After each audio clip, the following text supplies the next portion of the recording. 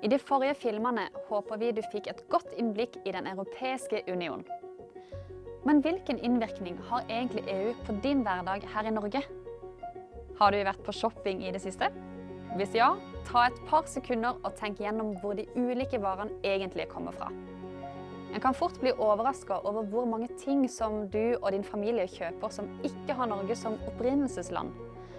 Norge importerer nemlig flere ting fra utlandet, og mesteparten av det igjen kommer fra EU.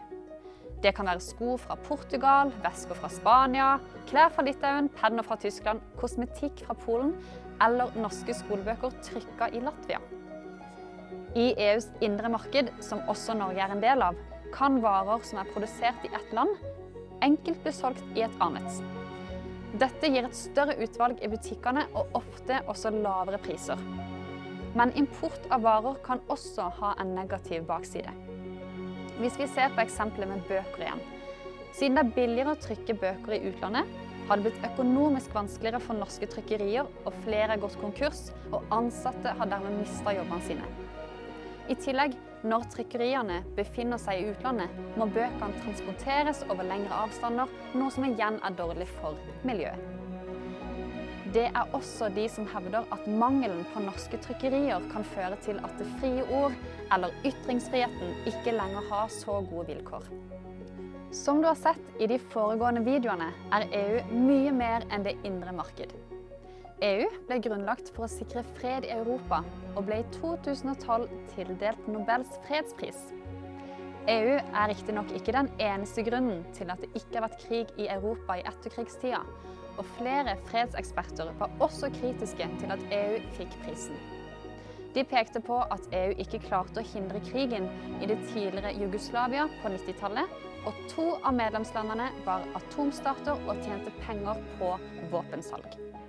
Kritikerne av fredsprisen hevdet også at EUs institusjoner først og fremst hadde et økonomisk formål og ikke et fredsformål.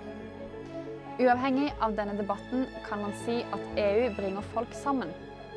Takket være EU-regler som også Norge har akseptert, kan du reise fritt, altså uten særlig grensekontroll, til de fleste EU-land innenfor Schengen-området. Og når du er på ferie i et EU-land, kan du kommunisere med slektninger og venner tilbake i Norge uten dyre roaming-kostnader. Skulle du bli syk, kan du få medisinsk hjelp som om du var statsborger i ferielandet ditt. Og hvis du likte ferielandet ditt godt, kan du vurdere å komme tilbake som utvekslingsstudent, noe som er mulig gjennom Erasmus Plus-programmet. Og ikke minst kan du til og med bli igjen for å jobbe der. Å tillate å reise fritt innenfor Schengen-området gjør at man må gå sammen om å kontrollere de ytre grensene. Det er noen som er bekymret for at disse grensene ikke er beskyttet godt nok. De er redde for at kriminelle kan komme inn i Schengen-området og dermed reise fritt fra land til land. Det er derfor flere nordmenn som ønsker seg en sterkere nasjonal kontroll av grensene. Nå håper jeg du har fått et godt innblikk i EU. Kanskje du om noen år blir en student som reiser ut på Erasmus Plus-ordning. Kan du ta bilde av eller ta med en ting hjemmefra som har blitt importert fra et EU-land og si noe om den til dine klassekamerater? Hvorfor er det en bra ting at den tingen du har valgt deg ut kan kjøpes i Norge? Og hva er eventuelt ulempen med det?